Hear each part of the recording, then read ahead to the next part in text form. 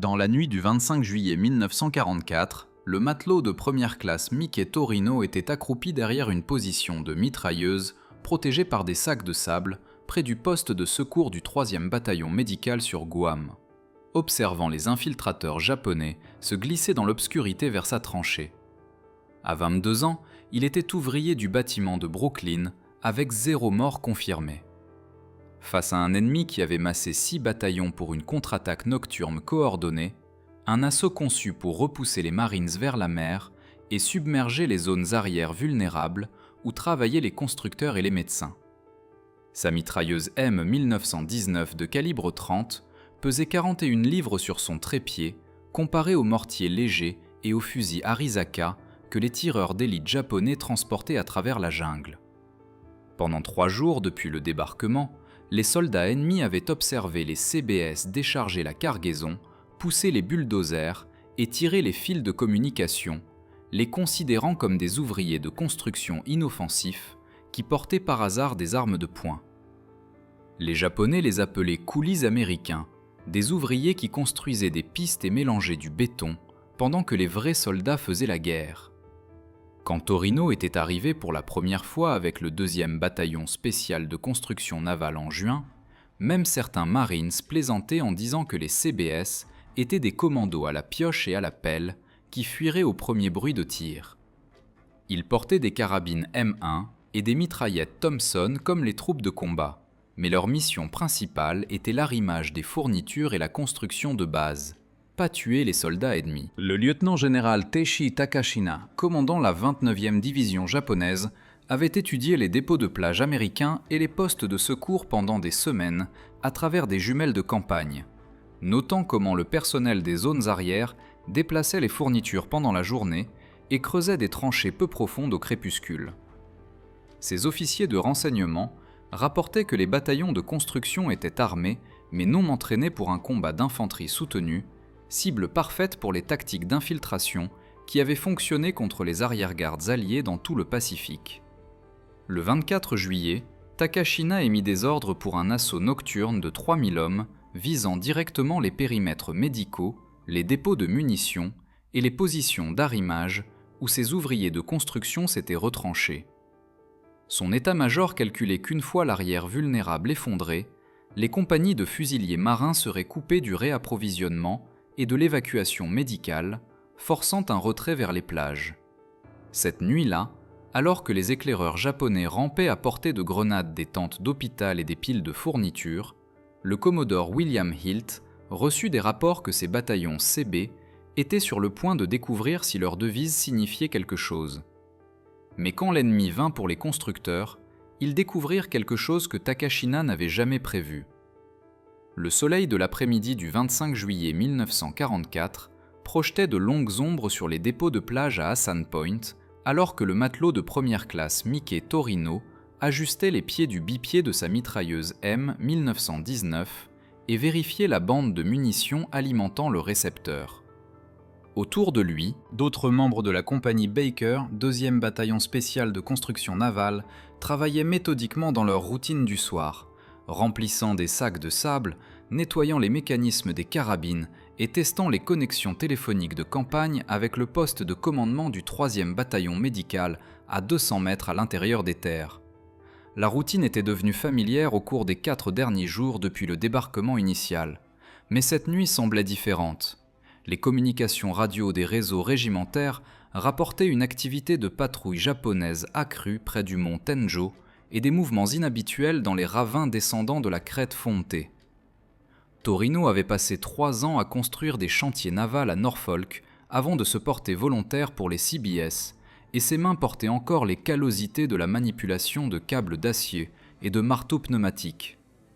La M1919 se sentait naturelle dans sa prise, ses 41 livres de poids distribués sur le support de trépied d'une manière qui lui rappelait l'utilisation de machines lourdes. Il avait obtenu la qualification d'expert avec l'arme pendant l'entraînement au camp Perry, mais tirer sur des cibles stationnaires sur un champ de tir en Virginie avait peu en commun avec ce que les officiers de renseignement attendaient cette nuit. Selon les briefings du quartier général de la 3e division de Marines, les forces japonaises avaient sondé les positions américaines à la recherche de points faibles, particulièrement autour des installations médicales et des dépôts de fournitures où le personnel de l'arrière-garde maintenait une sécurité plus légère. Le bataillon CB soutenant l'opération Forager était arrivé avec une double mission qui reflétait les leçons apprises des campagnes précédentes du Pacifique. La responsabilité principale restait la construction et la logistique, décharger les LST, exploiter les dépôts de plage, maintenir les routes d'approvisionnement et préparer les sites pour la construction d'aérodromes. Mais chaque homme portait aussi des armes individuelles et recevait un entraînement d'infanterie parce que les batailles précédentes avaient démontré que les tactiques japonaises ciblaient délibérément les zones arrières. Les 25e et 53e bataillons de construction navale avaient été intégrés directement dans les échelons d'assaut de la 3e division de Marines, tandis que des détachements spécialisés, comme la compagnie Baker de Torino, travaillaient étroitement avec les unités médicales et d'artillerie qui nécessitaient une protection immédiate. Le 2e bataillon du lieutenant-colonel Robert Cushman, 9e Marines, tenait la ligne à environ 800 mètres à l'intérieur des terres depuis la plage, où ses compagnies de fusiliers avaient passé la journée à consolider les positions autour des caractéristiques clés du terrain et à enregistrer les concentrations de mortiers sur les avenues d'approche probables. Derrière le périmètre de Cushman, le bataillon médical exploitait 3 postes de secours dans un motif triangulaire, conçu pour fournir une couverture qui se chevauchait pour les victimes de tout le secteur nord. Les équipes de mitrailleuses CB occupaient des positions entre ces postes de secours, créant des champs de tir entrelacés qui pouvaient couvrir le terrain ouvert menant des dépôts de plage vers le périmètre principal. Alors que l'obscurité approchait, le chef d'escouade de Torino, le maître de 2e classe Frank Kowalski, faisait ses rondes, vérifiant chaque position de combat. Kowalski avait travaillé dans la construction à Chicago avant la guerre et comprenait à la fois les capacités et les limitations de leur équipement. La M1919 pouvait soutenir des cadences de tir jusqu'à 400 coups par minute en rafale courte, avec une portée efficace s'étendant à 1000 mètres dans des conditions idéales. Cependant, les combats nocturnes nécessiteraient une discipline de munitions soigneuse et une estimation précise de la portée, particulièrement puisque le réapprovisionnement pourrait devenir difficile si les forces japonaises réussissaient à couper les lignes de communication entre les positions avancées et les dépôts de plage. Les rapports de renseignement indiquaient que le lieutenant-général Tishi Takashina commandait environ 6000 soldats japonais restant sur l'île, organisés principalement autour d'éléments de la 29e division et diverses unités navales qui avaient survécu aux bombardements préliminaires. La doctrine tactique de Takashina mettait l'accent sur les opérations nocturnes et les tactiques d'infiltration conçues pour contourner les points forts américains et attaquer les lignes d'approvisionnement, les postes de commandement et les installations médicales. Les batailles précédentes dans tout le Pacifique avaient démontré la volonté japonaise d'accepter de lourdes pertes en échange de la perturbation des réseaux logistiques américains, et le terrain de Guam fournissait de nombreuses approches dissimulées qui pouvaient faciliter de telles opérations. Les ressources d'artillerie de la 3e division de Marines incluaient les 12e Marines avec leurs obusiers de 105 mm, plus un soutien au niveau du corps de canon de 155 mm, et même d'armes anti-aériennes de 90 mm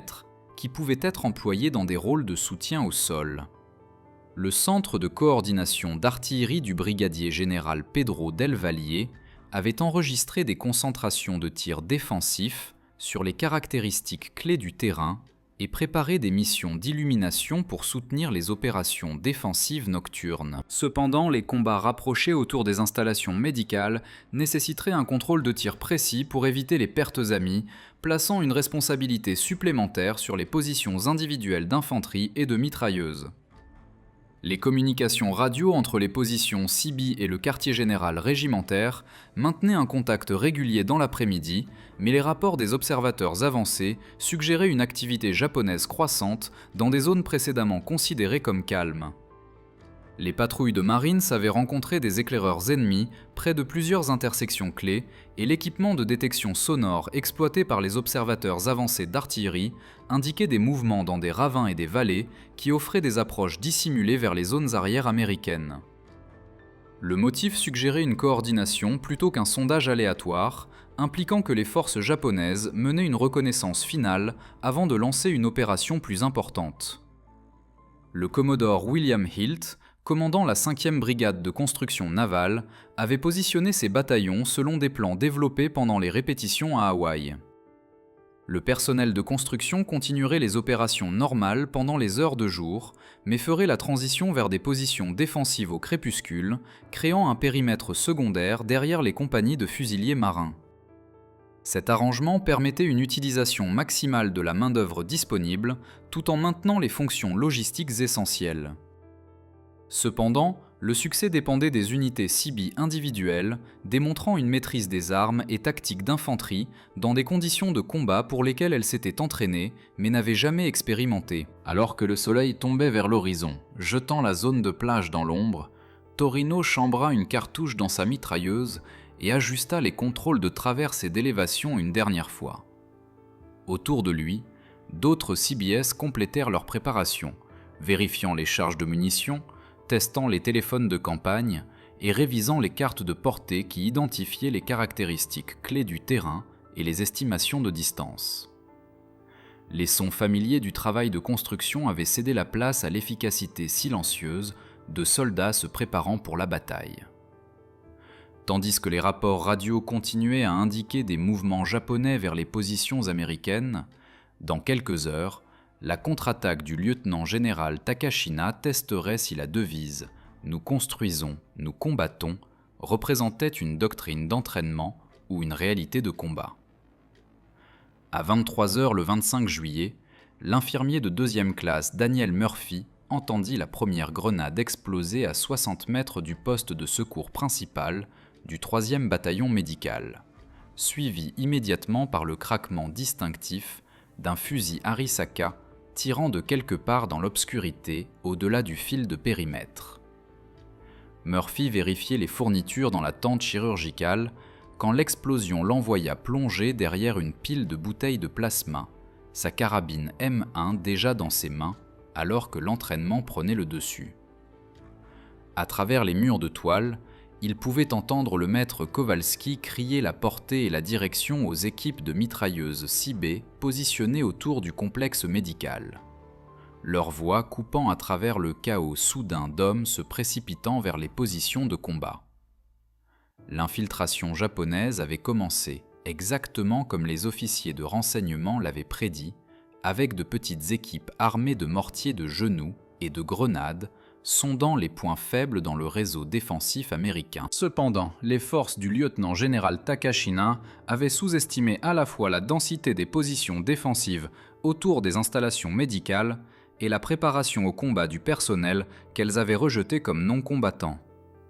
Le matelot Torino ouvrit le feu avec sa mitrailleuse M1919 sur un éclair de bouche qu'il repéra près d'un groupe de palmiers. Ces balles traceuses décrivant un arc à travers la zone battue en rafale contrôlée de 3 coups qui balayait un arc de 60 mètres. Selon sa carte de portée prédéterminée, le mortier de genou type 89 qui avait annoncé l'attaque représentait les tactiques d'infanterie japonaises standard pour les opérations nocturnes. Léger, portable et capable de livrer des projectiles de 50 mm à des portées jusqu'à 700 mètres avec une précision raisonnable. Cependant, l'efficacité de l'arme dépendait de la dissimulation et de la mobilité, avantage qui disparaissait une fois que les tirs défensifs américains commençaient à porter sur la source de chaque tir. Murphy observait depuis sa position derrière le poste de secours alors que les obus d'illumination des obusiers de 105 mm des 12e Marines éclataient au-dessus, projetant des ombres dures sur le complexe et révélant au moins 6 soldats japonais se déplaçant à travers les broussailles vers les tentes d'hôpital.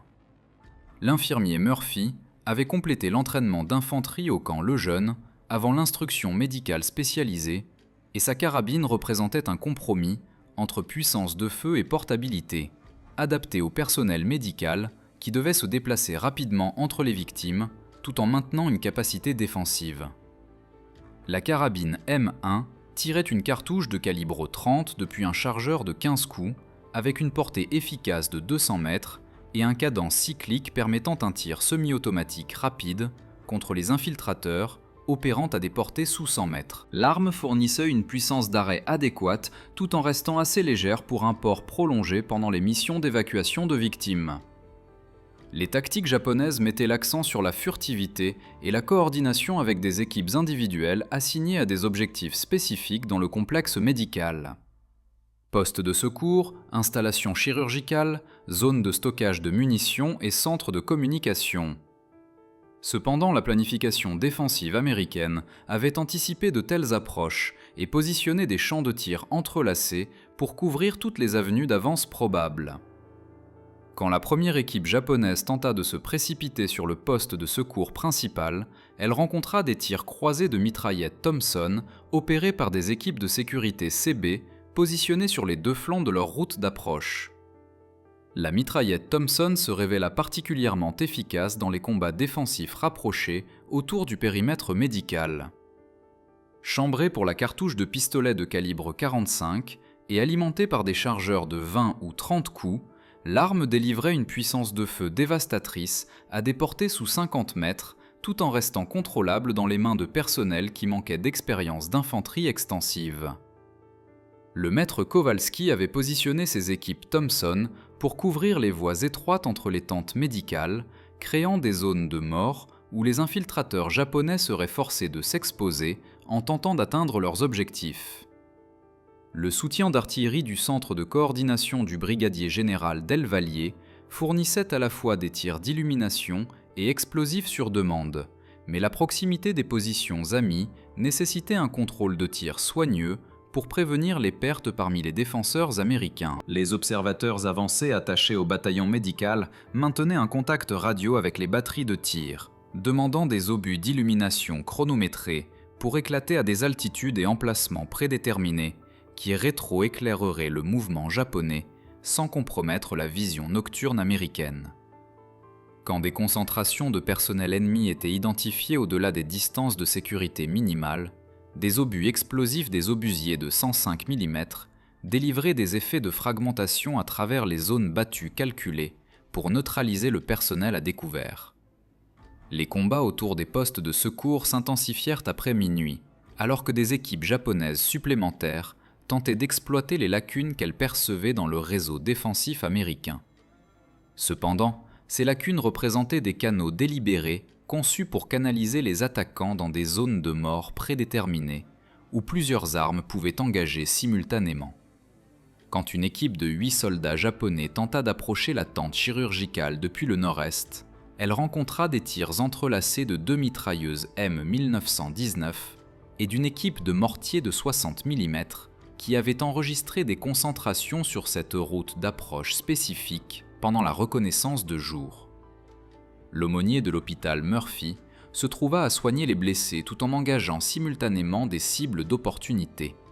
Une double mission qui reflétait la réalité du combat défensif dans les zones arrières, où le personnel médical ne pouvait pas rester non combattant.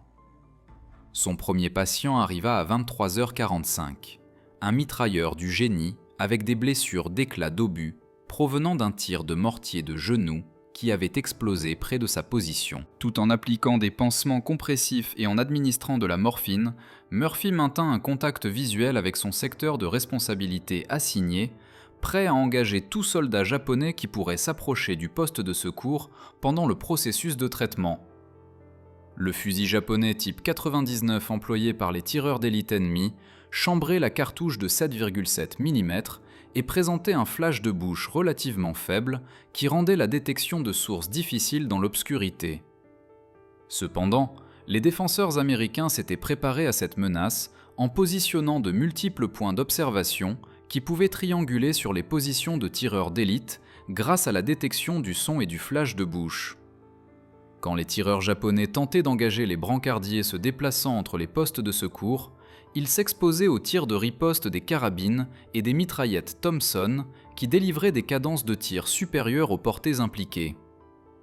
À 3 heures, la résistance japonaise organisée autour du périmètre médical s'était effondrée sous les tirs défensifs soutenus et les lourdes pertes. Les décomptes de corps effectués aux premières lueurs révéleraient 33 morts ennemis dans les environs immédiats des installations du 3e bataillon médical, représentant la destruction d'environ un peloton renforcé qui avait été spécifiquement chargé de submerger les capacités médicales américaines.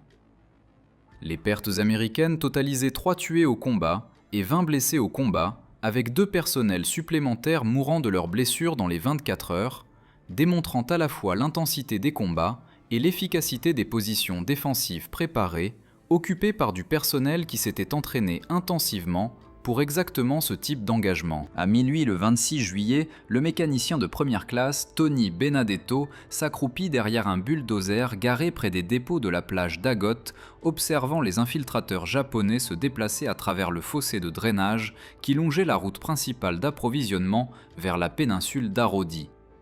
Sa mitraillette Thompson reposait sur la chenille du bulldozer, son chargeur de 30 cartouches chargé de munitions de calibre 45 qui s'avéreraient dévastatrices aux portées qu'il s'attendait à rencontrer. Autour de lui, d'autres membres du 25e bataillon de construction navale avaient abandonné leur rôle diurne de dockers et d'opérateurs d'équipement pour occuper des positions défensives, protégeant les dépôts d'approvisionnement critiques qui alimentaient l'assaut du brigadier général Shepherd sur l'aérodrome.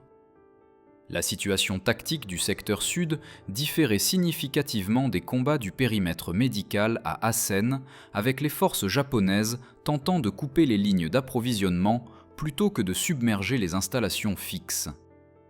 Les rapports de renseignement indiquaient que des éléments du 38e régiment d'infanterie japonais avaient été chargés de perturber les stocks de munitions et de carburant qui soutenaient l'avance de la première brigade marine provisoire vers la route. Cependant, la planification défensive du génie avait anticipé de telles tactiques et positionné des champs de tir entrelacés pour couvrir les carrefours routiers et les parcs d'équipements où les infiltrateurs ennemis seraient forcés de s'exposer en tentant d'atteindre leurs objectifs.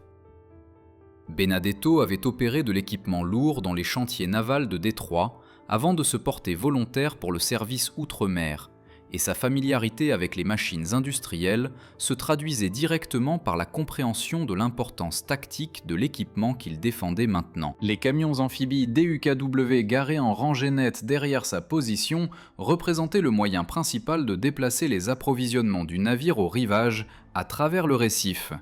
tandis que les bulldozers et niveleuses fournissaient des capacités essentielles de maintenance routière qui gardaient les routes d'approvisionnement ouvertes malgré les dommages de l'artillerie ennemie et du temps tropical. La destruction japonaise de cet équipement forcerait la manutention manuelle des approvisionnements et réduirait significativement les taux de tonnage requis pour soutenir les opérations offensives. L'approche japonaise reposait sur de petites équipes armées de charges explosives et de dispositifs incendiaires conçus pour détruire les véhicules et les zones de stockage de carburant par des attaques coordonnées qui maximiseraient les dommages tout en minimisant l'exposition aux tirs défensifs américains. Cependant, cette approche tactique nécessitait un timing précis et une coordination qui s'avéraient difficiles à maintenir sous les tirs de harcèlement que l'artillerie de corps avait délivrés sur les zones d'assemblage suspectes tout au long de la soirée.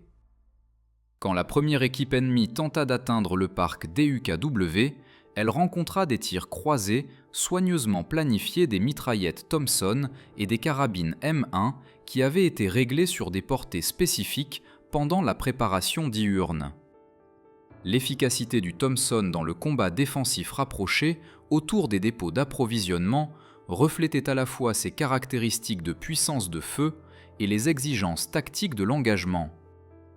À des portées inférieures à 50 mètres, la cartouche de calibre 45 délivrait une puissance d'arrêt suffisante pour neutraliser les cibles immédiatement, tandis que la cadence cyclique élevée de l'arme permettait l'engagement rapide de multiples cibles dans une zone confinée. Benedetto s'était positionné pour couvrir l'approche nord-est du parc d'équipement, où les fossés de drainage et les palmiers éparpillés fournissaient une dissimulation aux infiltrateurs, mais canalisaient aussi leurs mouvements dans des zones de mort prédéterminées. Le soutien d'artillerie pour le secteur sud venait principalement des bataillons d'obusiers de 105 mm de l'armée qui avaient été alloués pour soutenir les opérations de la première brigade marine provisoire. Ces armes fournissaient à la fois des tirs d'illumination et explosifs sur demande, Mais leur efficacité dépendait d'observateurs avancés qui pouvaient maintenir un contact visuel avec les cibles tout en coordonnant avec les positions défensives pour prévenir les pertes fratricides. Quand les concentrations japonaises étaient identifiées au-delà des distances de sécurité minimales, les concentrations chronométrées délivraient des effets de fragmentation calculés pour neutraliser le personnel à découvert tout en évitant les dommages à l'équipement et aux approvisionnements américains. Les combats s'intensifièrent après 0 heure, alors que des équipes japonaises supplémentaires tentaient d'exploiter ce qu'elles percevaient comme des lacunes dans le réseau défensif américain. Cependant, ces lacunes représentaient des couloirs de tir soigneusement planifiés conçus pour canaliser les attaquants dans des zones où de multiples armes pouvaient engager simultanément. Quand une escouade renforcée de soldats japonais tenta d'approcher le dépôt de carburant depuis le sud-ouest, elle rencontra des tirs coordonnés de 2 mitrailleuses M1919 et d'un équipage de mortiers de 60 mm qui avaient enregistré des concentrations sur cette route d'approche spécifique. Le marin de première classe James O'Connor, opérant une mitrailleuse M1919 depuis une position surplombant la route principale d'approvisionnement, maintint une discipline de tir précise tout en engageant des cibles à des portées entre 100 et 300 mètres. Le montage sur trépied de son arme fournissait la stabilité nécessaire pour un tir précis à portées étendues, tandis que la capacité de cadence de tir soutenue lui permettait de balayer des zones battues qui couvraient de multiples voies d'approche simultanément. La nature entrelacée de ces tirs défensifs créait un réseau de couverture qui empêchait les forces japonaises de se masser pour des attaques coordonnées, tout en exposant les infiltrateurs individuels à des tirs croisés dévastateurs. Les tactiques japonaises évoluèrent tout au long de la nuit, alors que les commandants ennemis reconnaissaient l'efficacité des préparations défensives américaines et tentaient d'adapter leur approche en conséquence. Les assauts suicides conçus pour submerger les positions défensives par le choc et l'élan remplacèrent l'accent antérieur sur la furtivité et l'infiltration. Mais ces tactiques s'avérèrent encore plus coûteuses quand employées contre des positions préparées avec des champs de tir entrelacés. Les compagnies de police militaire de la 1re brigade marine provisoire fournirent une sécurité supplémentaire pour les nœuds d'approvisionnement critiques, créant de multiples couches de défense qui forçaient les attaquants japonais à s'exposer de manière répétée en approchant leurs objectifs. Le mortier de 60 mm s'avéra particulièrement précieux pour engager des cibles dans l'espace mort qui ne pouvaient être atteintes par les armes à tir direct, opérées par des équipages de 2 hommes qui incluaient du personnel polyvalent, des spécialités de construction. Ces armes délivraient des obus explosifs et d'illumination à des portées jusqu'à 2000 mètres avec une précision suffisante pour les missions de soutien rapprochées. Quand les forces japonaises tentèrent de se masser dans un ravin à environ 800 mètres des dépôts de plage, les concentrations de mortiers dispersèrent la formation et forcèrent les survivants dans des zones couvertes par les tirs de mitrailleuses et de fusils. La coordination de l'artillerie de brigade devint critique, alors que l'intensité des combats augmentait, avec les observateurs avancés demandant des obus d'illumination chronométrés pour éclairer par derrière le mouvement japonais, tout en évitant l'interférence avec l'équipement de vision nocturne américain. L'efficacité de ces tirs dépendait du timing précis et de la coordination entre de multiples unités de tir, nécessitant une discipline de communication et des procédures de contrôle de tir qui avaient été pratiquées intensivement pendant l'entraînement, mais jamais testées sous des conditions de combat. Quand proprement exécutées, ces techniques créaient des conditions qui favorisaient les tactiques défensives américaines, tout en négligeant les avantages japonais dans les combats nocturnes et la connaissance du terrain local. À 4 heures, la résistance organisée autour des dépôts d'approvisionnement d'Ago avait été neutralisée par une combinaison de tirs défensifs et de lourdes pertes parmi les forces attaquantes. La reconnaissance matinale révélerait des preuves d'une attaque coordonnée, impliquant environ 2 compagnies d'infanterie japonaises, avec des ratios de pertes favorisant lourdement les défenseurs américains, qui avaient utilisé des positions préparées et une puissance de feu supérieure pour défaire des forces numériquement supérieures. La défense réussie de ces installations d'approvisionnement critiques assura un soutien continu pour les opérations offensives vers Orote, tout en démontrant l'efficacité au combat du personnel de construction opérant dans des rôles d'infanterie. À 3h30 le 26 juillet, le lieutenant-général Tishi Takasha réalisa que sa contre-attaque coordonnée s'effondrait alors que les rapports radio de ses commandants subordonnés peignaient un tableau de pertes montantes et d'objectifs échoués à travers les secteurs nord et sud. Depuis son poste de commandement dans un complexe de grottes près de la crête de Fonte, Takasha pouvait entendre les tirs soutenus des positions défensives américaines qui indiquaient que ses équipes d'infiltration rencontraient une résistance organisée plutôt que les cibles molles que son état-major de renseignement avait prédites. L'assaut du 18e régiment d'infanterie vers les vallées d'Hassan s'était enlisé sous les tirs croisés meurtriers de positions qui auraient dû être légèrement défendues. Tandis que les rapports du 38e régiment d'infanterie indiquaient des problèmes similaires autour des dépôts d'approvisionnement Dorothée, le major général Alan Turnage, commandant la 3e division marine, coordonna la réponse du secteur nord depuis son poste de commandement près de la pointe d'Adelope, où les communications radio fournissaient des mises à jour en temps réel sur les combats autour des installations médicales et des dépôts d'approvisionnement. Les réserves tactiques de Turnage incluaient des éléments du 21e Marines qui avaient été tenus en réserve pour exactement ce type de situation. Mais les rapports des commandants subordonnés indiquaient que les positions défensives existantes contenaient les pénétrations ennemies sans nécessité de renforts supplémentaires. L'intégration des bataillons du génie dans le réseau défensif s'avérait plus efficace que la planification pré-bataille l'avait anticipé, avec le personnel de construction démontrant une maîtrise des armes et tactiques d'infanterie qui négligeait les avantages japonais dans les combats nocturnes.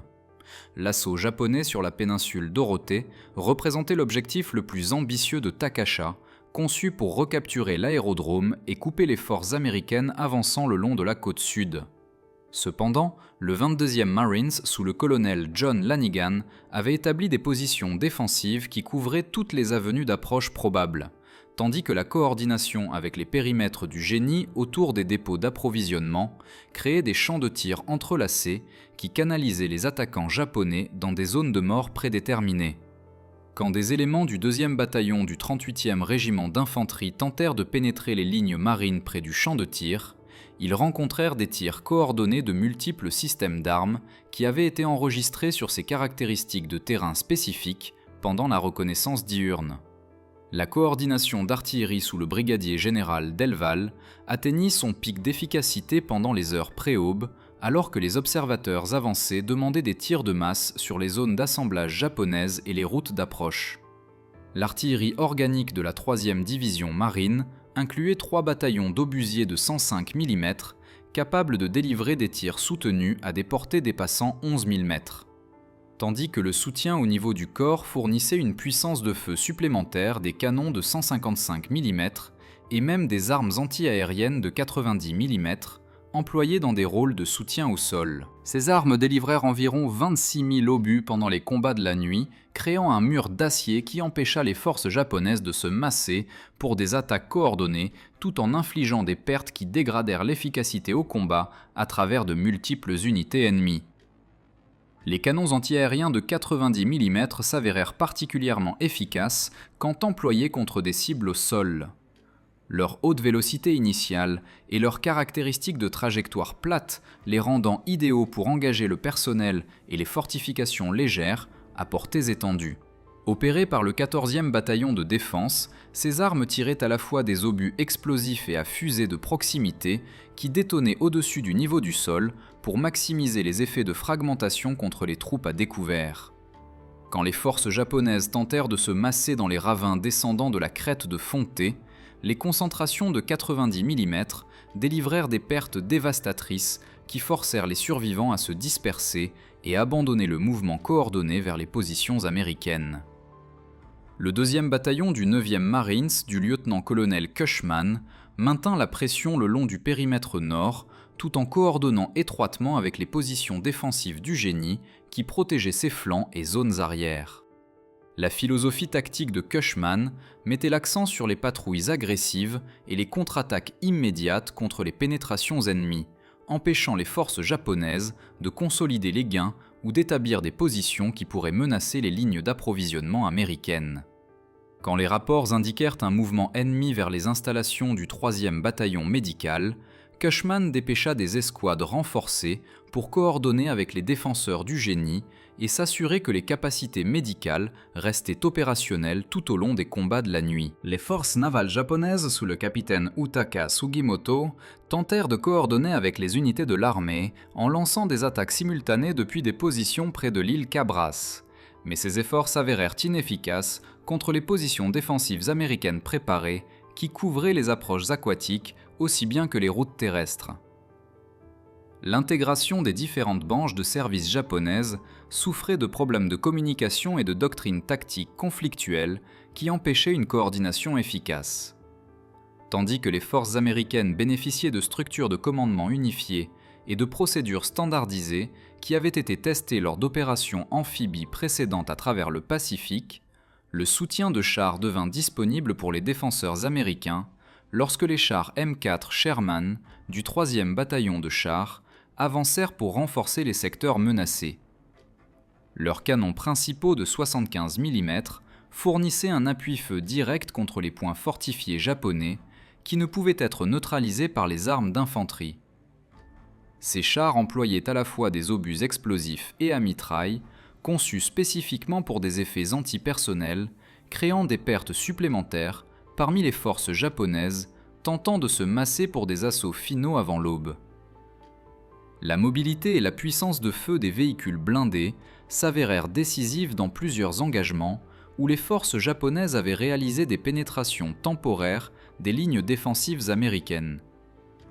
La communication entre les positions défensives s'appuyait largement sur des réseaux téléphoniques de campagne qui avaient été installés pendant la préparation du jour précédent,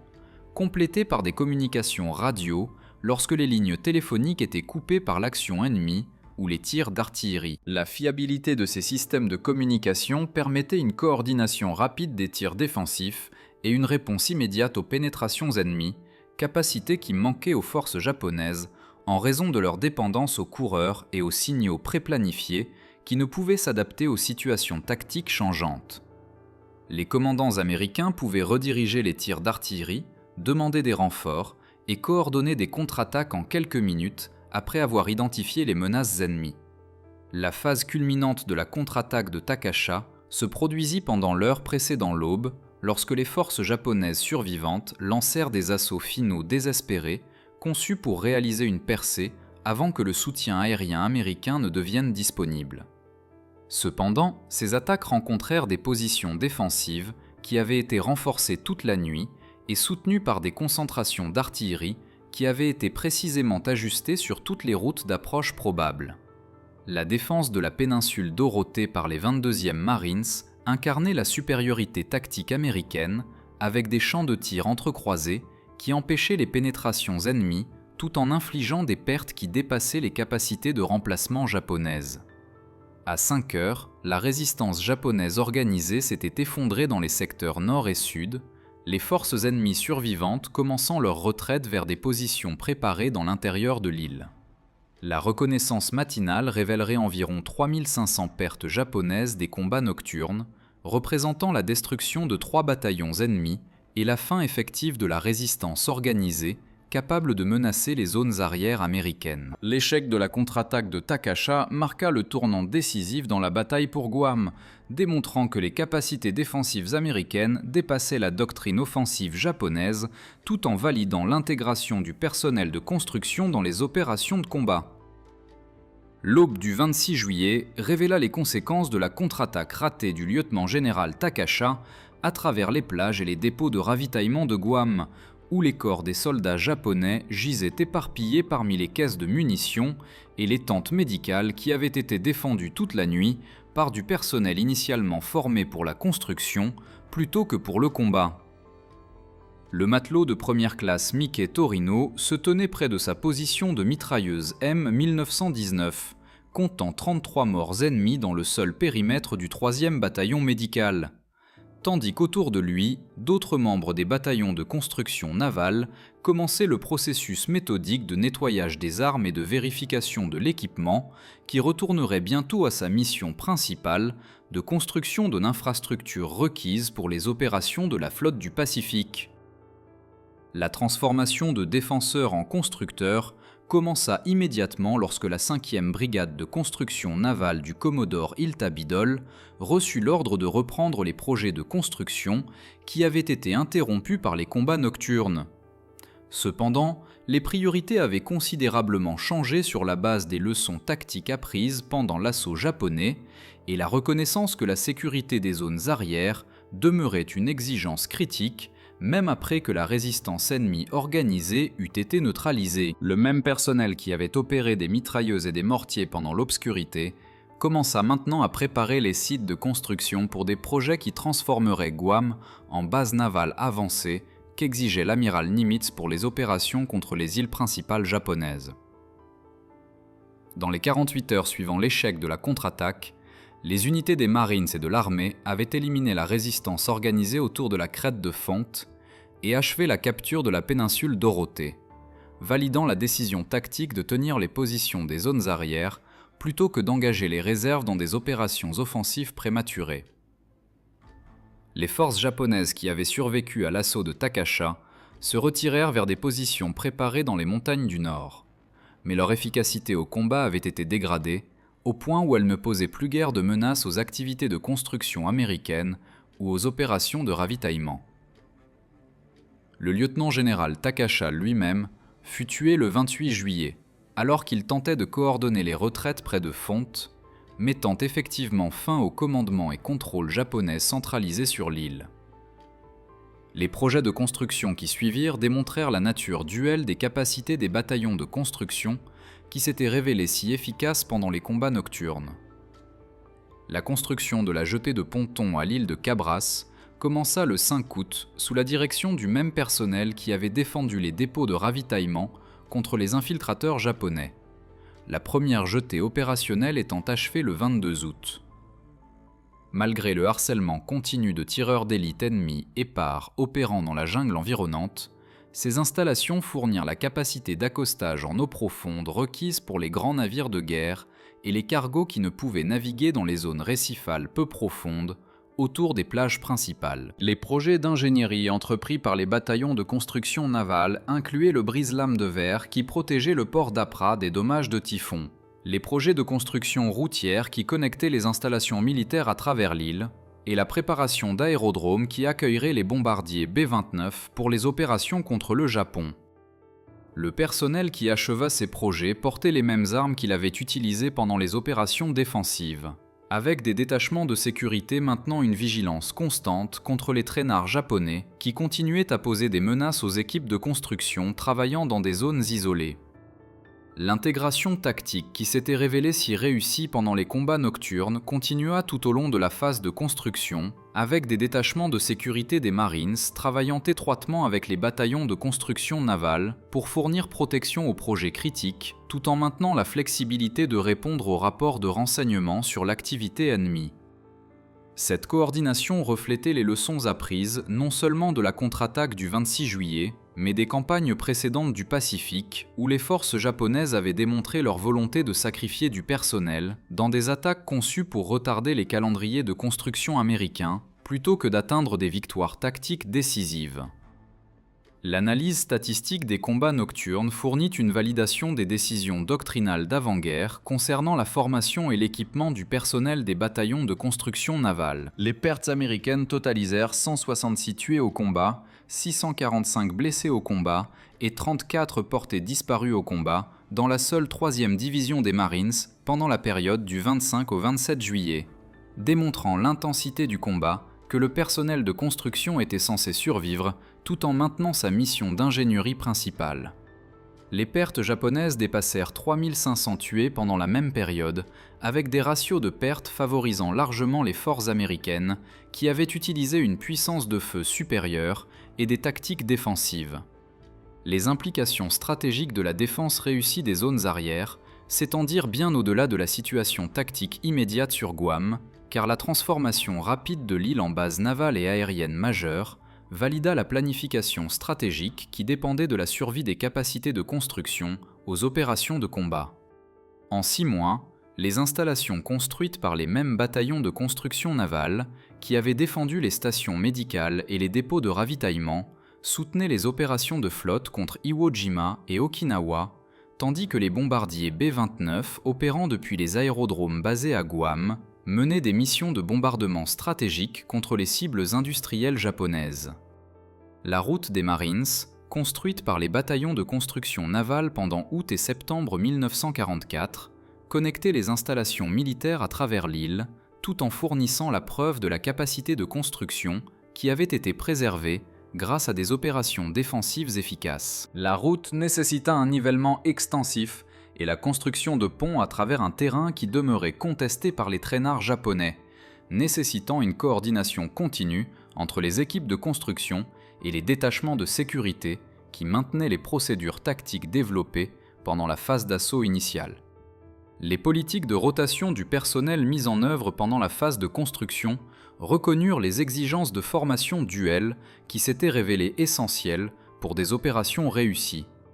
Les remplaçants nouvellement arrivés des bataillons de construction navale recevant à la fois une instruction technique dans les techniques de construction et une formation tactique aux armes d'infanterie et aux procédures défensives. Cette intégration reflétait l'apprentissage institutionnel qui valida les décisions d'avant-guerre concernant la formation au combat du personnel de construction, tout en identifiant les domaines où une emphase supplémentaire était requise pour les opérations futures. Les projets de construction d'aérodromes entrepris à la péninsule d'Orote et dans d'autres emplacements à travers Guam nécessitèrent une coordination extensive avec les unités de police militaire et le personnel de renseignement qui fournissaient des informations concernant les capacités et intentions japonaises. Les équipes de construction travaillèrent sous alerte de sécurité constante tout en maintenant les calendriers de production qui soutenaient les échéanciers stratégiques pour les opérations subséquentes, démontrant la flexibilité opérationnelle qui avait été atteinte grâce à l'intégration efficace des capacités de construction et de combat. En décembre 1944, les installations construites par les bataillons de construction navale sur Guam soutenaient les opérations de flotte majeures à travers le Pacifique occidental, avec des installations portuaires, des aérodromes, des dépôts de ravitaillement et des centres de communication fournissant l'infrastructure requise pour des opérations soutenues contre les bastions japonais. Le personnel qui avait défendu ces installations pendant leur construction initiale continua à fournir un soutien de sécurité et de maintenance, créant un système intégré qui valida le concept doctrinal d'unité de construction capable de combattre quand nécessaire, tout en maintenant leur mission d'ingénierie principale. L'héritage de la contre-attaque du 26 juillet s'étendit au-delà du succès tactique immédiat pour englober la validation stratégique de la doctrine de guerre amphibie qui dépendait de la construction rapide de bases avancées capables de soutenir des opérations durables. Quand l'ennemi vint pour les constructeurs, il découvrit que les ouvriers de construction américains étaient préparés à combattre et que cette préparation fit la différence entre le succès stratégique et l'échec potentiel dans la phase décisive de la guerre du Pacifique.